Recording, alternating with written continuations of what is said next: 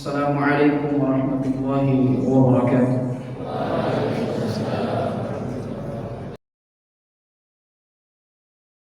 Innal hamdalillah, segala bentuk pujian, segala bentuk apresiasi, segala bentuk prestasi kita tujukan hanyalah milik Allah.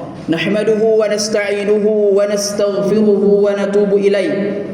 Dengannya kita meminta pertolongan, dengannya kita minta pertolongan, minta kekuatan dan meminta ampunan kepadanya. Wa na'udzu billahi min syururi anfusina wa min sayyiati a'malina. Kenapa kita meminta pertolongan? Kenapa kita meminta perlindungan? Kenapa kita meminta ampunan kepada Allah? Karena kita ini manusia yang sangat lemah. Karena kelemahan diri kita berlindung diri kepada Allah dengan segala perbuatan dosa yang kita lakukan. Bukankah kita ketahui kita adalah manusia, tempat selalu melakukan dosa dan kesalahan. Man yahdihillah fala mudhillalah. Dan ketahuilah ketika Allah memberikan petunjuk kepada seorang hamba, fala mudhillalah, ketahuilah tidak ada yang dapat menyesatkannya. Barang siapa yang ingin menyesatkan kehidupan seseorang, maka tidak ada yang bisa membantunya untuk menyesatkannya kecuali izin Allah. Wa may yudlil fala hadiyalah. Dan sebaliknya, barang siapa yang Allah ingin sesatkan kehidupannya, fala hadiyalah, maka tidak ada manusia pun yang akan memberikan solusi dalam kehidupannya. Wa asyhadu an la ilaha illallah wahdahu la syarikalah. Dan hari ini kita bersaksi bahwa Allah Subhanahu wa taala, Allah Tabarakar Rahman adalah Rabb yang satu, adalah Zat yang satu untuk kita sembah. Tidak ada Rabb, tidak ada ilah yang pantas untuk kita ruku, untuk kita sujud, untuk kita meminta pertolongan dan meminta ampunan kecuali Allah. Dialah satu dan tidak dapat digandakan. Wa asyhadu anna Muhammadan abduhu wa rasuluh. Dan hari ini juga kita berikrar, kita bersaksi bahwa Muhammad sallallahu alaihi wa ala alihi wasallam adalah utusan Allah dan bukan penyihir, bukan penyair dan bukan orang gila. Allahumma salli wa sallim ala nabiyyina al-karim Muhammad bin Abdullah sallallahu alaihi wa ala alihi wasallam wa ala alihi wa aswajihi wa azwajihi wa man tabi'ahum bi ihsanin ila yaumiddin. Ya Allah, semoga salawat dan salam ini juga tersampaikan kepada nabiku tercinta, orang yang akan memberikan syafaatnya kelak di hari kiamat, yang dimana pada hari kiamat kita berkumpul jamaah sekalian, kemudian kita meminta pertolongan kepada semua nabi untuk dimulai sidang, yang dimana sidang ini kita tunggu-tunggu. Semuanya pergi ke Nabi Adam, dan semua nabi mengatakan saya tidak bisa meminta kepada Allah karena saya orang yang senantiasa melaksanakan kesalahan, melaksanakan dosa-dosa yang Allah perintahkan, yang Allah haramkan. Qala Allah Ta'ala fil Qur'anil Karim. Kemudian Allah Subhanahu wa taala berfirman di dalam Al-Qur'an, ya ayyuhalladzina amanu, wahai orang-orang yang beriman, orang yang percaya kepada Allah, orang yang taat dan patuh kepada Allah dan Rasulnya. Kata para ulama, ketika ayat tersebut diawali dengan kalimat ya ayyuhalladzina amanu, berarti kalimat setelahnya ada perintah yang wajib dilaksanakan kepada setiap yang taat kepada Allah. Apa itu? Ittaqullah haqqa tuqatih. Bertakwalah kalian kepada Allah, takutlah kalian kepada Allah, taatlah kalian kepada Allah dengan sebaik-baik ketaatan. Kemudian wasiat setelahnya, wala tamutunna illa wa antum muslimun. Dan janganlah kalian wafat, janganlah kalian mati kecuali engkau berada di atas agama yang mulia ini. Kemudian setelahnya Allah kembali berfirman dalam surah An-Nisa di ayat yang pertama. Di ayat yang pertama surah An-Nisa, Allah kembali menegaskan, namun bentuknya secara umum, ya ayuhan nas, wahai sekalian manusia, tidak memandang agama dan seterusnya. Ittaqu rabbakum, taat patuh bertakwalah kalian kepada Rabb kalian, alladzi khalaqa minha zawjaha.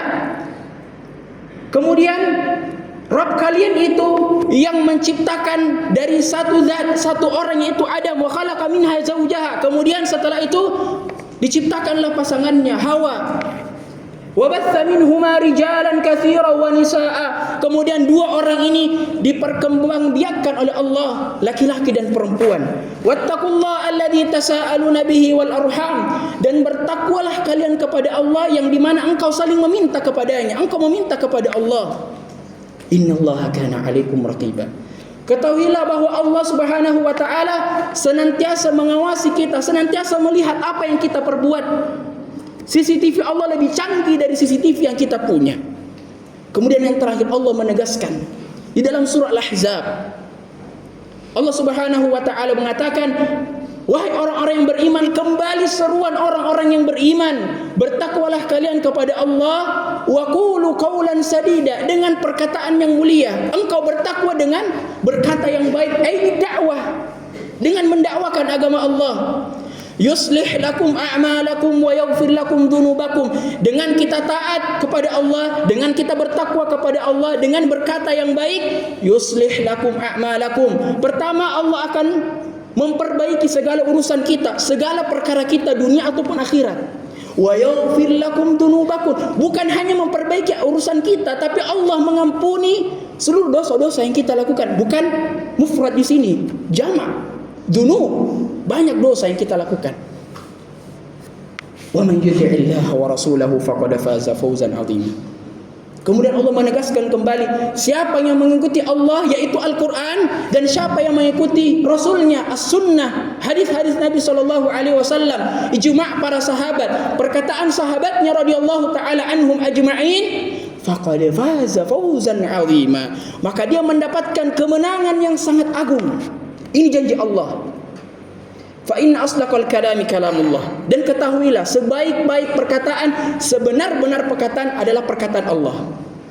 Wa khairul huda hudan Nabi sallallahu alaihi wasallam. Dan sebaik-baik petunjuk, setajam-tajamnya petunjuk yang diperantarakan kepada manusia, petunjuk siapa? Nabi Muhammad sallallahu alaihi wa ala alihi wasallam. Wa syarrul umuri muhdatsatuha. Dan seburuk-buruk perkara adalah perkara-perkara yang baru. Wa kullu muhdatsatin bid'ah, dan setiap perkara yang baru itu dalam agama kita dikatakan bid'ah, sesat. Wa kullu bid'atin dhalalah wa kullu dhalalatin finnar. Dan setiap bid'ah itu perkara yang baru adalah sesat, dan tidak ada tempat yang layak untuk kesesatan kecuali apa? Kecuali neraka Allah Subhanahu wa taala. Jamaah Jumat rahimakumullah. Hari-hari ini, detik-detik ini, waktu-waktu ini akan diminta pertanggungjawabannya kelak. Kita akan berdiri di hadapan Allah Subhanahu wa taala. Ada orang yang sombong dengan amalannya. Wa qadimna ila ma amilu min amalin faja'alnahu haba'an mansura. Orang yang ibadahnya di dunia sombong, congkak dan seterusnya, Allah mengatakan apa? Wa qadimna ila ma amilu min amal faja'alnahu haba'an mansura. Ini amalan ditiup seperti debu yang berterbangan. Ya. Akhir ini kita menyaksikan banyaknya kemaksiatan yang merajalela. Banyaknya kemungkaran yang telah tersebar di seluruh tempat. Dan ketika kita memperhatikan, kita melihat ya, semua kemaksiatan yang merajalela dan kemungkaran yang telah tersebar di seluruh tempat, ternyata pelaku utamanya adalah pemuda. Katanya tidak tren kalau kita tidak melanggar. Katanya tidak tren kalau kita tidak melanggar. Katanya tidak tren kalau kita tidak berbuat kemungkaran. Katanya tidak tren, tidak keren kalau kita tidak ikut bersama mereka. Na'udzubillah. Kita berlindung kepada Allah dengan orang-orang yang seperti ini, orang-orang yang mengatakan seperti ini. Dan inilah di antara tanda dari sekian banyak tanda kerusakan umat kita pada hari ini. Maka jamaah yang dirahmati Allah Subhanahu wa taala, saudara-saudaraku yang seiman, maka perhatikanlah waktu-waktu kita. Perhatikanlah apa yang kita punya, apa yang Allah amanahkan ini. Apatah lagi kita adalah seorang pemuda, seorang yang diberikan amanah yang begitu besar di pundak-pundak kita ini. Dan nanti semua itu kita akan berhadapan dengan Allah Subhanahu wa taala, kemudian mempertanggungjawabkan apa yang kita lakukan. Karena Nabi SAW mengatakan, tidak akan bergeser kaki anak cucu Adam sampai ditanya beberapa hal. Dan salah satu pertanyaan itu yang akan kita jawab nantinya adalah, masa mudamu engkau gunakan untuk apa? Masa muda kita sekarang kita jadikan seperti apa? Kita lakukan seperti apa? Apakah kita jadikan untuk mendekatkan diri kepada Allah, kita taat kepada Allah, atau kita jauh dari itu? Kita jauh dari Al-Quran dan As-Sunnah, dari petunjuk Nabi SAW, ataukah tidak? Jamaah Jumat rahimakumullah, di antara tugas yang dibebankan kepada siapapun yang diciptakan oleh Allah Subhanahu wa taala, tertuju kepada siapapun, baik dia tua ataupun dia muda, baik dia status sosialnya tinggi, dia miskin atau kaya, baik dia lelaki ataupun wanita, maka tugas itu kita akan pikul sampai kita bertemu dengan Allah. Apakah tugas itu jamaah sekalian? Apakah tugas itu saudara-saudaraku seiman? Tugas itu adalah menuntut ilmu, talabul ilmi syar'i, menuntut ilmu agama. Kita sudah mengetahui dalilnya, talabul ilmi fardhatun ala kulli muslimin. Menuntut ilmu itu hukumnya wajib bagi setiap muslim.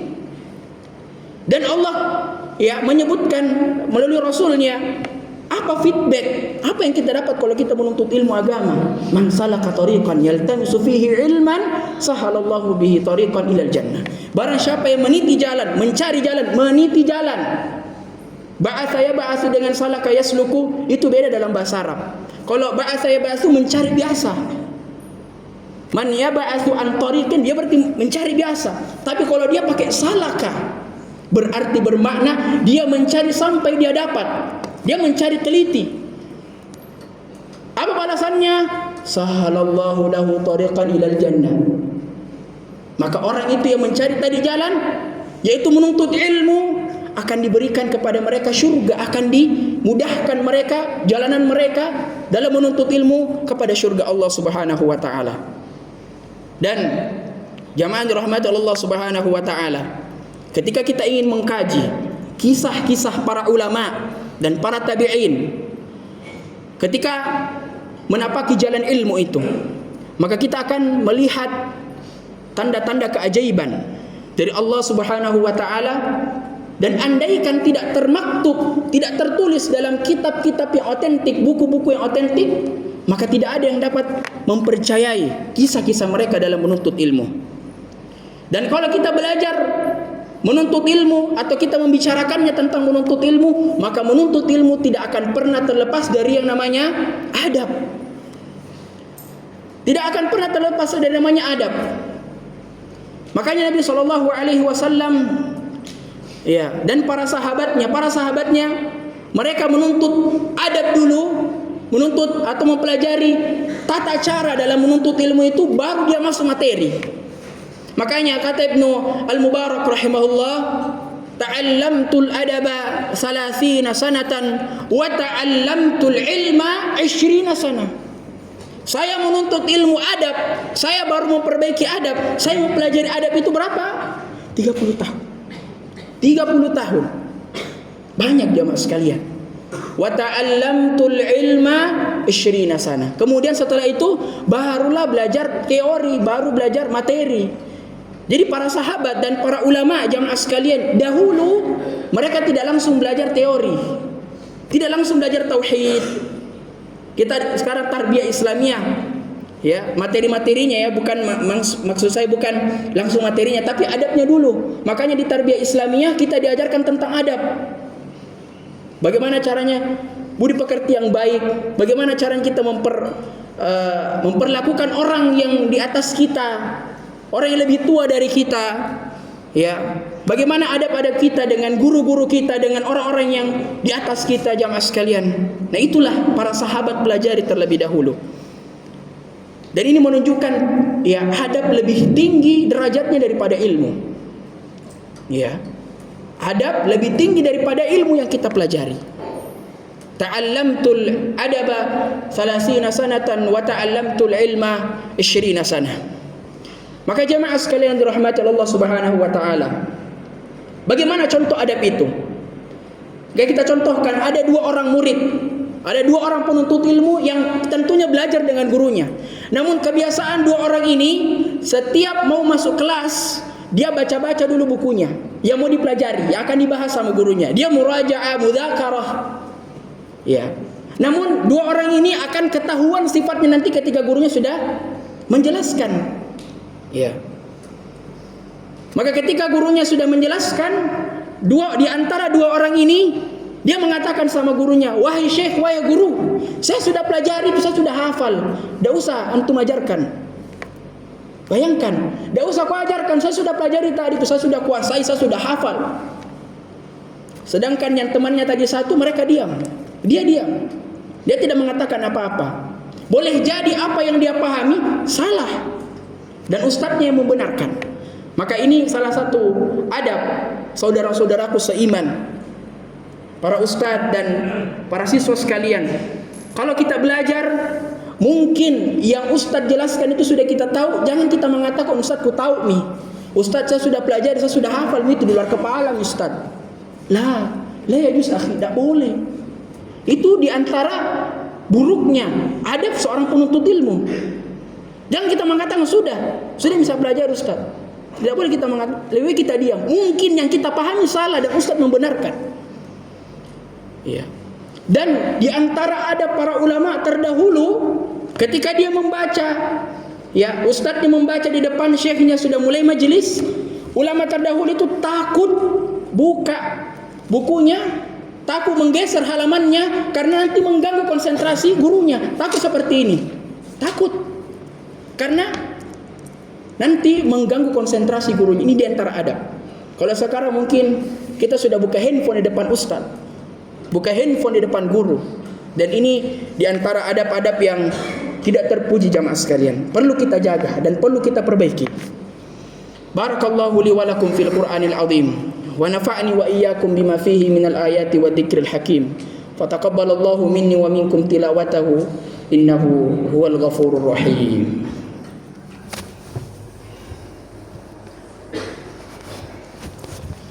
Alhamdulillahi ala ihsani wa syukru lahu ala taufiqihi wa amtinani. Wassalatu wassalamu ala rasulillahil amin wa ala alihi wa ashabihi wa ikhwani. Hadirin sidang jamaah Jumat rahimakumullah. Kita mengatakan di awal, kalau kita ingin mengkaji kisah-kisah para sahabat dalam menuntut ilmu dan adab-adab mereka, sungguh ajaib. Ya. Dan mungkin kalau kita membandingkan zaman kita sekarang belajar dengan zaman para ulama terdahulu, para sahabat terdahulu, sangat jauh beda. Sangat beda sekali. Ya, mungkin sekarang sudah ada wasilah handphone. Apa yang kita mungkin kurang tahu, kita mau tahu tinggal search, buka di Google, sudah kelihatan semua. Tidak perlu kita datang ke kelas, tidak perlu mungkin kita duduk sama ustaz, tidak. Ya. Tapi kalau para sahabat jemaah sekalian, para sahabat radhiyallahu anhum dan para ulama ketika mereka masih dalam marhalah thalabul ilmi, menuntut ilmu, mereka harus safar berhari-hari jalan kaki. Ada sebagian di antara mereka pakai unta, pakai kuda. Ya, dengan wasilah itu baru mereka sampai ke tempat majelis. Belum lagi bagaimana makannya mereka, bahkan ada yang tidak makan. Bahkan ada di antara para ulama, ketika dia punya uang, uang itu bahasa yang lain ya, uang atau duit atau fulus atau nukut, dia pegang ini uang, dia mau apakah uang ini dimakan atau bagaimana? Karena saking bingungnya, apakah uang ini saya pakai beli baju ataukah beli makanan, beli ikan untuk sumber gizi mereka. Ada yang langsung makan uangnya, tidak beli jadi baju, tidak jadi juga beli makanan. Ya, di antara kisah yang sangat menginspirasi dalam masalah harta adalah Al-Imam Al-Bukhari rahimahullah. Al-Imam Al-Bukhari kita kenal sekarang menjadi periwayat hadis terbanyak, dan sama dengan Imam Muslim. Al-Imam Bukhari di masa dia belajar dalam marhalah menuntut ilmu, Imam Bukhari adalah orang yang paling terdepan dalam masalah ilmu, sehingga di majelis gurunya dia paling terdepan duduk. Namun ternyata di suatu hari Al-Imam Al-Bukhari tidak datang di majelis syekhnya, di gurunya itu. Sehingga gurunya mengatakan, mana temanmu itu yang sering duduk di sini? Sehingga temannya berinisiatif untuk mendatangi rumahnya Imam Al-Bukhari. Kemudian dikatakan, sesampai di rumahnya dia mengatakan, kenapa kau tidak hadir tadi? Nah biasanya aku paling depan, tak biasa duduk. Ya. Kemudian Al-Imam Al-Bukhari mengatakan, sungguh saya tidak punya lagi harta untuk menuju ke tempatnya Syekh. Semua rumahku saya sudah jual, semua perabotan saya sudah jual, bahkan tinggal tersisa baju yang saya kenakan. Subhanallah. Sampai yang dia cintai dia juga jual, barang-barang yang dia cintai dia juga jual. Ya, supaya apa? Mendapatkan uang, kemudian uang itu digunakan dalam menuntut ilmu. Dan inilah di antara kisah yang sangat menginspirasi kita, bahwa bagaimana pengorbanan para sahabat radhiyallahu taala anhum ajma'in dan para ulama terdahulu dalam menuntut ilmu. Alhamdulillah kita sekarang kita bersyukur kepada Allah. Ya, alhamdulillahilladzi hadana li hadza wa ma kunna linahtadiya laula an hadana Allah. Kita bersyukur atas nikmat Islam. Alhamdulillah lingkungan kita di sekolah ini Islam, Masya Allah. Kemudian yang kedua, lingkungannya juga Islam. Kemudian yang ketiga, diajarkan kita tentang agama di sini. Kita harus syukuri karena banyak pemuda di luar sana tidak memperhatikan, bahkan orang tuanya sendiri tidak memperhatikan anaknya. Inilah di antara ya yang harus kita syukuri jamaah sekalian.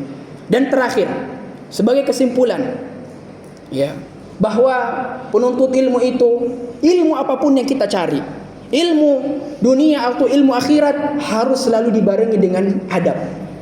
Bagaimana adab kita dengan ustadz, bagaimana adab kita dengan teman, bagaimana adab kita dengan orang lain, ya. Bahkan para ulama menulis satu kitab namanya Adabul Alim wal Muta'allim, bagaimana adab orang yang mengajar, orang yang berilmu dan orang yang menuntut ilmu. Ya. Maka perbaiki adab kita, mari kita memperhatikan bagaimana adab kita kepada ustadz yang mungkin lebih tahu daripada kita, yang lebih besar, yang lebih di atas daripada kita. Hadirin sidang jamaah Jumat rahimakumullah. Dan di hari Jumat ini tentu kami ingatkan bahwa hari Jumat adalah hari yang sangat spesial, hari yang dimana dikumpulkan seluruh ketaatan, bentuk ketaatan dan seluruh jenis sunnah-sunnah Nabi SAW dikumpulkan di hari yang mulia ini. Dan di antara sunnah yang Rasulullah SAW perintahkan kepada kita semua adalah memperbanyak doa di penghujung hari Jumat. Ya, kita meminta kepada Allah Subhanahu wa taala. Kata Nabi SAW, tidaklah seorang hamba meminta kepada Rabbnya ketika itu, ya, tidaklah seorang manusia meminta kepada Allah kecuali Allah akan mengabulkan permintaannya. Inna Allah wa malaikatahu yusalluna 'alan nabi ya ayyuhalladzina amanu sallu 'alaihi wa sallimu taslima. Allahumma salli wa sallim ala nabiyyina Muhammadin wa ala ali Muhammadin kama barakta ala Ibrahim wa ala ali Ibrahim innaka Hamidum Majid. وبارك على محمد وعلى آل محمد كما باركت على إبراهيم وعلى آل إبراهيم إنك حميد مجيد. اللهم اغفر للمسلمين والمسلمات والمؤمنين والمؤمنات الأحياء منهم والأموات إنك سميع قريب مجيب الدعوات ويقاضي الحاجات. اللهم أعز الإسلام والمسلمين وأذل الشرك والمشركين ودمر أعداءك أعداء الدين يا عزيز يا غفار. اللهم اغفر لنا ولوالدينا وارحمهم كما ربونا صغارا. اللهم اغفر لنا ولوالدينا وارحمهم كما ربونا صغارا. اللهم اغفر لنا ولإخواننا الذين سبقونا بالإيمان ولا تجعل في قلوبنا غلا للذين آمنوا ربنا إنك رؤوف رحيم. اللهم انصر إخواننا المستضعفين في فلسطين. اللهم انصر إخواننا المستضعفين في غزة. اللهم انصر إخواننا المستضعفين في رفح. اللهم انصرهم نصرا مؤزرا. اللهم انصرهم نصرا مؤزرا. اللهم عليك باليهود الغاصبين. اللهم عليك باليهود الغاصبين ومن عاونهم من الكفار والمنافقين. اللهم شتت سملهم وفرق جمعهم واجعل تدميرهم في تدميرهم يا قوي يا عزيز. ربنا آتنا في الدنيا حسنة وفي الآخرة حسنة وقنا عذاب النار. عباد الله، إن الله يأمركم بالعدل وإيتاء ذي القربى وينهى عن الفحشاء والمنكر. إن الله يأمركم بالعدل والإحسان وإيتاء ذي القربى والفحشاء والمنكر والبغي يعظكم لعلكم تذكرون. ولذكر الله أكبر والله يعلم ما تصنعون. قوموا إلى صلاتكم.